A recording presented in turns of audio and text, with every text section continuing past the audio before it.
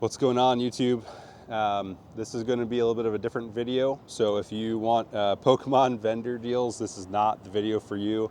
But before you go, we just hit 3,000 subscribers. So thank all of you guys for watching our videos and throwing those thumbs up and those comments really means a lot. So if you want the vendor deals, not the video for you. We're just gonna have a little conversation today. So go ahead and go to the next one. There's plenty of content to watch out there. All right, so what I want to talk about today is a little bit of what we're doing, the future, where we started. We hit 3,000 subscribers, I think like a week or two ago, and it's just been awesome to see all of the comments and feedback. Also meeting you guys at shows. So, I mean, pretty much every show I go to now, I know a lot of them are repeat shows, but I get like at least one new person that's like, oh, dude, I saw your YouTube, I love the content, all that. And it means a lot. It's something that I wanted to do for a long time. I'll kind of talk about how I started, how we started, and all of that here in a bit. But it's just really cool meeting people that like watching you do what you like to do, and they enjoy it. And this whole thing was really just document the process of our vendor journey and just talk about cards. So let me kind of like dive into why cards, right? So I just turned 30 this year. So back in 1999, I was like 5 years old on a road trip with my parents, and we bought Game Boys and Pokemon Red and Blue. There was a Wizard of the Coast store right next to where I grew up. Way back in the day, I think they closed in like 2001, 2002. But we used to like go there and get base set jungle fossil packs all the time. My dad would come home with like 1 or 2 packs, and it was a really fun thing to do. And he enjoyed getting that for us, and we enjoyed opening them. And Pokemon was like a really big thing for us back in the day. And then I think when I was like 6 or 7, I had a babysitter that gifted me a Magic the Gathering Torment and Invasion starter deck. No idea why. But so it was all Wizard of the Coast games, right? And that kind of like started my whole interest in cards to begin with, obviously more on the TCG side. And so I began to play Yu-Gi-Oh! And we tried playing Pokemon and Magic. And then maybe when I was like 13 or so, I was like really heavy into Yu-Gi-Oh! And Magic, like actually playing at tournaments. Used to go to comic shops like every Friday or Saturday, beg mom and dad like, oh, we got to go at 6 p.m. There's a tournament, that kind of thing. I had some friends in school that we used to do like mini tournaments in between us where we would, throw down like a card from our collection or like 2 cards, something like that. And then, whoever got like first place in our friend tournament got more of the cards, and then we made sure everyone got something. So it's like if you gave up 1 card, maybe you didn't have as much money as like some of the other kids, right? Like you gave up 1 card, you still got 1 card back. So it was always pretty fair, and that like community and the strategy of the TCG stuff is like really what always kept me invested. And I don't know, it just kind of always stuck with me. It was something that I did early on, and I loved it. So past 13, getting into like 16, 17, end of high school years, I was actually playing the Naruto card game, which was like really cool and big from Bandai back then, as well as the World of Warcraft trading card game, which I never actually played WoW until COVID hit, but it was basically Magic 2.0. So I know there's like just Pokemon guys listening right now, but it was a really fun game, really cool flavor for the kind of like RPG style of gameplay, but it played exactly like Magic with a couple extra quirks in it. It was really cool. And that was kind of like the end of my run. Once I went to college, like I pretty much didn't play, broke college student kind of thing, right? But at 17, yeah, I'm gonna make sure I get this math right. Yeah, at 17, so 2011, I actually started this channel. So I had the idea of doing like a podcast, reviewing new World of Warcraft TCG sets. And we only did one. I did it with my brother. It was for Ice Crown. And then, actually, no, we did 2, Ice Crown and then Scourge War. So we kind of did like a set review, did like a box opening. I thought it was really cool. And we had, there was an MTG Pro back then. I think his name was Ben Isger. Somehow I was able to like contact him back in like the dark ages of the internet and got him on a Skype call, and we did like a whole set review. We're like, oh, these are like my favorite cards. This is what I think is going to be good. This is what I think is going to be bad. And it was just really cool. So I've had this YouTube channel since 2011. How I came up with Trading Card Empire, I have no idea. I just made the name. I was 17, and I just thought it was cool. So fast forward, get into the post college, get into like working world and all that. I started to play Magic pretty heavily again. And for those of you guys who have watched like every video, maybe have picked up some small details, our camera guy Alex, I met him in San Antonio playing Magic back in 2018 when I was living there, and good dude. Became friends. It's sometimes hard to make friends in the Magic community. There's a lot of interesting people that play the game, and I think that there's a lot of different like subcultures in it. So I didn't make like a whole lot of friends playing Magic, but I did make a couple few good ones, and Alex was one of them. We played Magic for about a year together, and then I moved to Boston. So kind of all over the place. But once I got to Boston, it was then like COVID hit, and it was I just didn't really see myself playing anymore like I did in San Antonio. I used to go to Gamers Paradise and Dragon's Lair like 3-4 times a week, man. I was playing Standard, Modern, Legacy, like everything. I put all my money into playing Magic. It was like, hey, I'm an adult now. I can afford decks. I used to actually, when I was 13 playing Magic, there was a guy, I'll leave his name out, but there was an older guy. I think he was like a substitute teacher, and he loved Magic too. And me as a 13-year-old, we also didn't have a lot of money. So I would like make a deck list and bring it to him at Friday Night Magic, and then the next Friday he would bring that deck for me to go play. So he let me like kind of use his cards and brainstorm, and it was really cool. So I always appreciate that, and I've kept up contact with him maybe like once every 2 years, just to kind of like say hi, like, oh, remember when you used to like lend me decks, dude? That was awesome of you, thanks. And there's small things like that that always like kept me interested in cards, like the people too. I know, I kind of just said that there's some like sub clicks and everything, but I've definitely seen a lot of like generosity and like the good side of people in cards throughout my time playing and collecting all that as well. So I really, really enjoyed that, and that just kind of kept me around. But once I got to COVID, Boston, and COVID hit, kind of sold out of Magic. I kept a couple decks, but I just didn't really see myself playing anymore. My life was kind of going a different direction, and then we started playing World of Warcraft, my good friend group. So just a few guys that had already been playing for years. I refused to play for the longest time. Don't know why. Just never played it, but we got really big into that. And so those of you guys that know World of Warcraft, it was right before like Shadowlands came out. In my friend group, we did a couple, we did the first raid and everything, and it was all good. And everyone was like, this game kind of sucks, so they all got off it. And Alex actually played with us, our camera guy, Alex.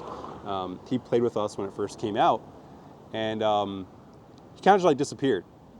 So a couple months go by, and he pops into our Discord one day, and I'm like, "Yo, dude, like, where have you been? Like, I'm still playing WoW. I thought you were in for the count. You were going to keep playing with us and all that."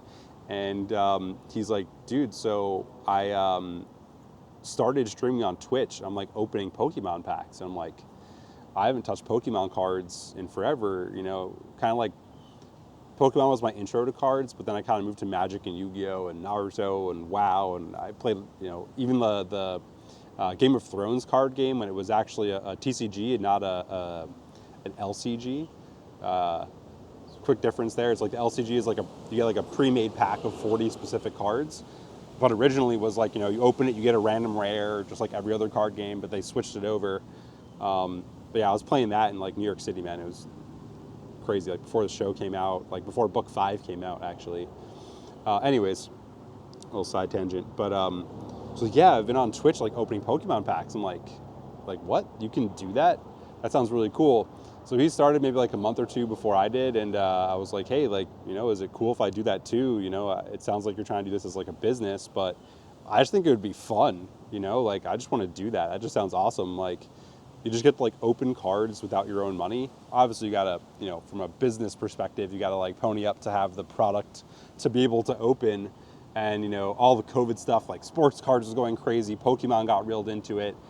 That whole time, like beginning of 2021 or even all of 2021, was just absolutely nuts.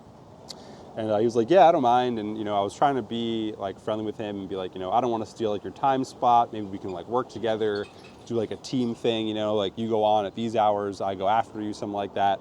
So we both did rips, and it was really cool. And then around the summer of 2021, I met a guy who we're not really friends anymore, but I was friends with him at the time. He introduced me to card shows, and I was like, oh, like, this makes sense. I used to go to Magic tournaments, Grand Prix, the Channel Fireball events, Star City Games events. And there was vendors there, and I never really thought about being a vendor. I was just bought stuff to play the games. I never even really like collected for the sake of collecting. It was like collecting to build more decks, or like have the options to swap out cards depending on meta shifts, when new sets came out. So I was like, oh, that sounds great, and I kind of saw the breaking market consolidating down to like a few streamers. 200 plus viewers, kind of going to like a few of the guys at the top already. And I also saw the market kind of falling off a bit. It'd been crazy for so long.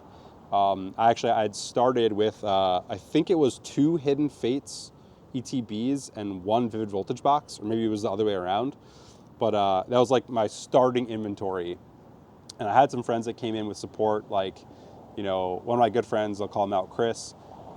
He told like 5-6 of his buddies, and they all came into stream, and they just like dropped hundreds of bucks each, kind of like support me in what I was doing. And the goal wasn't really to like make it replace my full-time job or anything. It was more of like a fun thing to do, and I was like, hey, if I can grow a business here, that'd be really cool too, do it on the side. But I had a lot of great support from friends. I had some other friends that I met through World of Warcraft that came in and supported me too, and that was really cool. And so I did that 6-7 months, switched to the card shows in the summer, and I went to some like local small ones. But there was a bigger sports card group in Boston. Now they go by Card Vault. They've got a couple stores in like the Boston area, like one at TD Garden, one at Foxwoods, where the Patriots, not Foxwoods, I'm blank on the name, but where the Patriots play, Gillette Stadium. They got one like right in Gillette Stadium. And so they were throwing like a bigger one, and I go to set up there, and then I met this guy, Tommy. So Tommy's going around at this show, and he's handing out business cards, and he's like, hey, I'm opening a comic shop here in a couple weeks, come through, yada, yada, yada. So he and I hit it off, and I actually wound up going to his shop before opening. So he was going to open in July. In June, I went to his shop. I had cases of like Vivid Voltage, Darkness Ablaze, pretty much from the profits that I made in the beginning, and then my own like paycheck, because I still work a regular job too. I was like pumping money into this like whole card breaking thing as much as I could. Like I maxed out like 3 credit cards too. It was nuts. But so I went to his shop, and I brought him cases of Darkness Ablaze, Vivid Voltage, like whatever I had, just to like fill his shelves out, because he was brand new, didn't have a lot of inventory yet. And so we hit it off like pretty good, and we're still friends today. And I was like, hey man, like you've got a shop, people come in and out of here, like we could do breaking here, and if you can get sports inventory, because I had a distro, actually I had 2 distros, now I only have 1, but I had 2 distro accounts at the time, and I was like, I can only get Pokemon and Dragon Ball. Magic and Yu-Gi-Oh are limited to brick and mortar, sports is impossible, so like maybe we could do sports breaks too. And he was like, oh no, like I already got a guy for sports, but like we can do Pokemon. And I was like, who do you have for sports? I thought I was gonna break with you, man. And he's like, no, I got this guy Eric. So Tommy introduced me to Eric, and Eric and I hit it off. I don't remember exactly how we met like the first time, but it might have been at Tommy's shop, and that's in Cambridge, Massachusetts. If you guys want to check it out, Amaya Bros Comics. They do comics, sports cards, Pokemon, all that stuff. A little bit of everything. So I met Eric, and we hit it off, and we kind of talked about the card show thing, and I was like, yeah, like we both just did this event. He does sports cards, I do TCGs, and he's like, hey man, I just did the Dallas card show, and it was like awesome. Like you should come, because I'm asking everyone that's into cards that I know, and no one wants to go to it. I'm like, that sounds awesome, man. Like we can travel to a card show. It's like not in the Boston area, and just like see new stuff. And he said you're really good in sales there, so like I'm down to bring TCGs. And at the time, so this is now like mid to end of 2021, I kind of became, in like the local community, the TCG guy at sports card shows. A lot of those shows had been around for years. It was like the Shriner show. There was a couple local ones. There was like one called the Flippin' Show, which we still do sometimes. There's another one. I don't think he has like a name for it, but it's at a hotel and does it like every Sunday. And so I was like the first guy to bring like actual TCGs there, including sealed. So all the dads looking for like, you know, Mickey Mantle and like Michael Jordan cards. Now there was like a $20, $30 box or $20, $30 card for their kid that they brought to go buy too. So I kind of became like the local TCG guy at sports card shows, which was cool. And that doesn't really mean anything, but you know, it was just like, I worked with the card vault guys a little bit. They wanted me to go break for them, but I was like, dude, if I break for you guys, like, you're telling me I have to go full time, quit my job, you're going to pay me like a third of what I currently make. I was like, no, nothing against them. Just, you know, you can't make a crazy good salary if you're just a breaker, you know, own the business. So it just wasn't for me. But anyways, January of 2022 comes, I got COVID. So I had to ditch Eric for the card show. But ever since that first one, we started setting up a card shows together. I was like, you know, let's set up together. We split the cost of the table. You know, at first we had like one table, I think, and then we started doing two eventually. But what was really cool was like people would come and maybe they had sports or Pokemon and wanted the opposite. So we kind of did this like, you know, behind the scenes, like let's, you know, borrow and lend money to each other and like do some trades. Like maybe someone has like a cool Mahomes card and I've got a Charizard that they want, but I don't really want Mahomes. So like, let's do the swap and then figure something out between you and I. And then when we started doing the Dallas show, it's like, all right, you pay for this hotel, I'll get the next one, or like we split it. Or if like I had cash or he had cash, we'd like borrow from each other and like pay it back. And so as we go throughout 2022, we learn about more and more card shows and we start traveling more and more. It was like, dude, let's just merge. Like every show, like I'm borrowing $500 from you, but you know, I paid for our hotel and like all this stuff. So let's just merge businesses. So actually at Denver Collecticon, I did really, really well on Pokemon sales, and it kind of helped me get out of some of the credit card debt that I was leveraging. And I was like, hey, I'm in the perfect position. Like, let's do this tomorrow. So that was it, man. We did the math. We put the paperwork down. We formed the LLC together as like a partnership. And I was like, you know, I think Trading Card Empire is like the perfect, you know, generic brand name. I already had like a logo, and he had his stuff. His was called Easy Does It Breaks. He still goes by that on Instagram for all of our sports stuff. He had like a cool logo too, but I think mine was like more generic. And we talked about it. It's like, all right, let's use Trading Card Empire, tag the LLC on the end of that. We'll use your logo. We're actually working on hoodies right now, and we're gonna have like both logos on it because I think his is cool for like the sports stuff. You know, and it's like, yeah, dude, like let's get it done. We're on the same page business-wise. We got the same mentality. And he's like a brother to me now. You know, this is like 3 years in the making, but he's like a brother to me. So it just worked. And then once the inventory was combined, the money borrowing, lending thing didn't matter anymore. It's like, hey, this is all the same inventory. And it worked out really well for us. You know, tons of sports card shows. Now a lot of them have a lot of Pokemon, so it's not really unique anymore like it was 2-3 years ago. But in the beginning, it was like we're the only ones that had Pokemon at the show.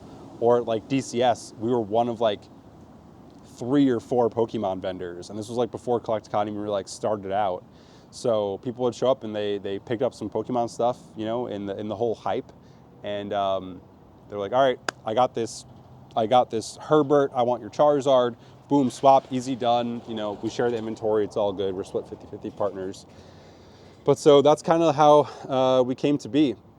And had some personal stuff this past year come up. So 2023 was a little bit shaky. You know, I was in the business full time for a few months, then I was completely gone. And then, you know, this past kind of cycle of that happening, we moved like almost everything into sports. So if you guys watched the last video at Dallas Card Show, it's like I had like 3 slabs in the case when I started, and I wound up buying some stuff. You know, we're getting inventory back in play for Pokemon, and we've done a lot of One Piece too. Side note, I've been reading One Piece since like 2006. I used to get Shonen Jump in the mail, so big nerd energy. But you know, I think it's got a few years of life left in that as well. I think it's gonna have a good run for a card game. But you know, we need Pokemon. It's the mainstay for TCGs in the collectible world. So been picking up a lot of stuff for that and kind of getting back into it. But yeah, we just had a lot of sports, and now we kicked off this year. You know, I'm kind of like back and ready to grind. So that's kind of just like our story, man. That's our history of how we got to where we are today. We haven't filmed every show. You know, I'd say we probably have only filmed like 25% of our shows. Sometimes we do a small one. You know, Alex can't make it out. You know, it costs a lot of money to get him out there for an extra plane ticket. You know, because he doesn't live close to us at all. Eric's still in Boston. I'm in Dallas now. I moved down here. So we kind of like, I get to fly up to Boston for shows up there and stay with him. And then he can fly down to Dallas for like DCS and Collecticon. And you know, we got a place to stay here. So it kind of saves us on like some flight and hotel costs, which is cool. But then to like add on Alex's flight, sometimes it's a lot of money. And the real goal with the YouTube was to try and help pay for the travel. If it really blows up and it helps like inventory too and helps us really grow the business, that's great. But the true goal for the YouTube was to document the process, and if it can pay for, you know, table cost, like flights and hotel, that's like our real like goal, you know, because then we can do more shows, which means more content, which means more money, which means more shows. So it kind of just like feeds into itself.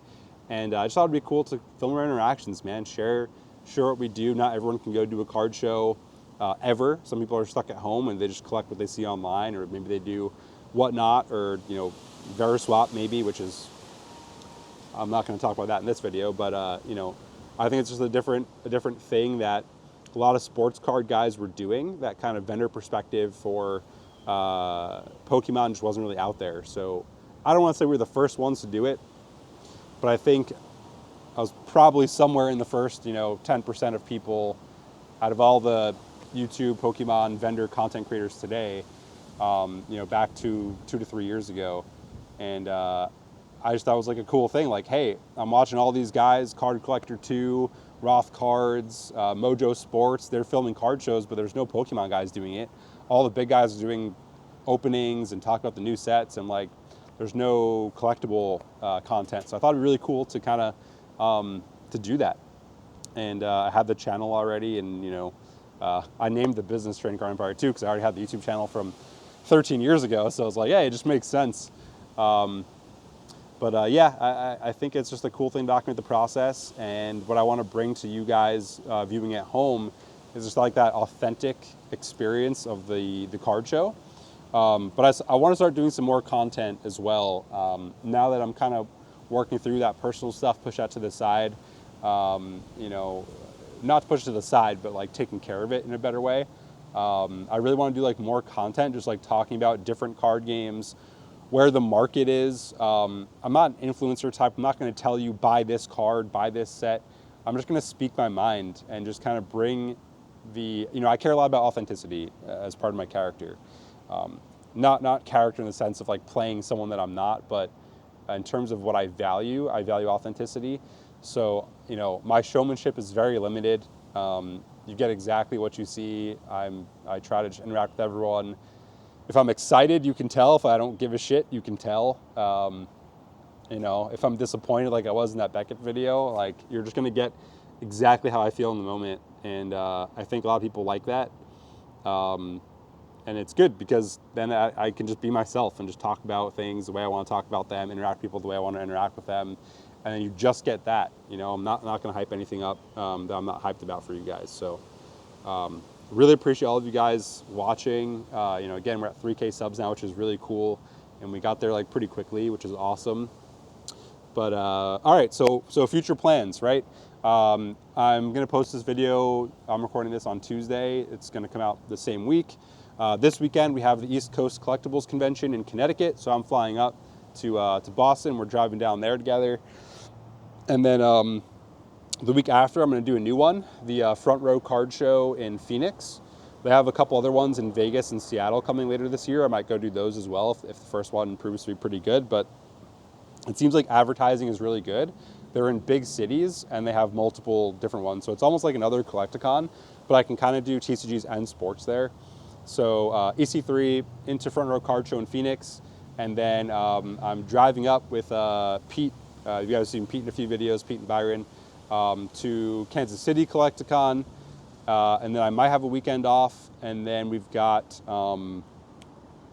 Dallas Card Show, July 4th weekend. So kind of annoyed at this, but they did Fort Worth Collecticon and Dallas Card Show the same weekend. And it's July 4th weekend. And it's in Texas. So I don't really expect it to be busy at all. But I'm still going to do it. So we got that first weekend of July. The Vegas Front Row Card Show is the weekend after. I'm still eyeing if I'm going to do that or not. kind of like a stay tuned. I might take another weekend off and just focus on the online sales. And then followed by New Jersey Collecticon, straight into the National Sports Card Show. And the National Sports Card Show, we got to vend it last year, and it was insane. Like, I wish every card show was like that. It was 5 days of absolute insanity, and I also thought it was hilarious that the first thing we did, like Wednesday at the National Sports Card Show, was sell the PSA 10 base set Charizard that we had. You know, and it just goes to show you, like, it's called the National Sports Card Show, but it's not just sports cards. Like, people are going crazy for One Piece there, and I was already selling booster boxes, but I didn't really touch singles or slabs, and like, I was like, oh dude, like, I should have One Piece right now. You know, I thought maybe between Dragon Ball kind of dying and like One Piece splitting the fan base, maybe wouldn't be like a good thing to get into, even though I loved One Piece. But it had so much hype, and the boxes sold really well, but I was just like, I don't want to make the inventory too thin. But then we did it, and that worked out pretty good too. So National Sports Card Show, if you've got Pokemon, if you want to find Pokemon, rare Pokemon stuff, it's worth a visit. This year it's in Ohio. I want to say Cleveland. I could be wrong. It's Cleveland or Cincinnati. I don't remember. You know, don't shoot me in the comments, please. But go look it up. National Sports Card Show. I think if you're into collecting slabs at all, sports, celebrities, TCGs, whatever, even like signed guitars, I don't know, if you like Sting or something, it is worth the visit. It's 5 days. This year it's in Ohio. Next year I think it's back in Atlantic City. No, it's back in Chicago. It's worth going, man. I'm telling you. Not even from like a vendor perspective. Obviously from a vendor perspective, super, super worth it. But from a collector's perspective, you got to go there. Like, Collecticon is good. I hate the concerts at 2 p.m. every time, but you'll see everything there, like sealed stuff, random signed memorabilia. Like, there's literally everything. So it's super worth it. But that takes us through the next 2 months. So pretty packed. I know I have one weekend off for sure. A second weekend I'm still looking at booking. That's for the Vegas one. But like every other weekend for the next 2 months, or every weekend for the next 2 months, I've got card shows lined up, which means content. So Alex won't be at every one. I just bought this new camera, so we're gonna try it out. I think our biggest issue is when we're in the middle of a deal, I don't like to stop the deal and pick up the camera and record. I also don't like to record it after the fact, like, oh, hey, we just did this. I like to get in the moment, the negotiation, talking about the pricing, looking up pricing, determining pricing, whatever it is, making trades. I want to capture in the moment. So when we can't have Alex, I'm going to do this like little tripod setup. I know the Bulbasaur does something pretty similar, so shout out to him for doing really good on that. But I'm going to set up a tripod, and this thing's got like 10 hours of battery life, so I can record the whole day, no problem. And then we'll have to do some more editing work, but I really want to capture the in-the-moment deals. So even though Alex won't be there for a few of these shows, like kind of behind my back, kind of looking into the actual deal as it's happening, we're still going to get the negotiations on camera. We got the mic set up. I can still show the cards to the camera and everything, so we'll do all that. It's not ideal, but it's definitely as close as I can get to how I want the content to be, because I really only want to put out content that I like and that I am enjoying, like rewatching, And it's like every time I pick up the camera after, even at the shows, like I've tried to do some, and I'm like, oh shoot, the camera, and I pick it up after, and then I miss the deal, and it's like, I just don't even, I don't even try after like 2 deals. I'm like, it's not the same. So, anyways, I think that's enough for this video. About to hit 30 minutes here. So, thank you guys for 3K subs. That's the trading card empire and my card history, backstory, how Eric and I met, how we formed the business together, and then future plans, what we got coming up. So appreciate you guys for tuning in. Please throw in a comment or the thumbs up, get all that stuff going. Helps us with the algorithm so we can keep growing this channel and keep getting you guys more content to watch on your work breaks or, whatever you guys are doing while you're watching the videos, cooking dinner. Stay tuned. Should we have a new video next week for the EC3 in Connecticut. And Beckett. We got the Manga Shanks return, so I'm going to go pick that up. That'll be another, I think it's going to be a short. So anyways, thank you guys. Stay tuned for the next one. Peace.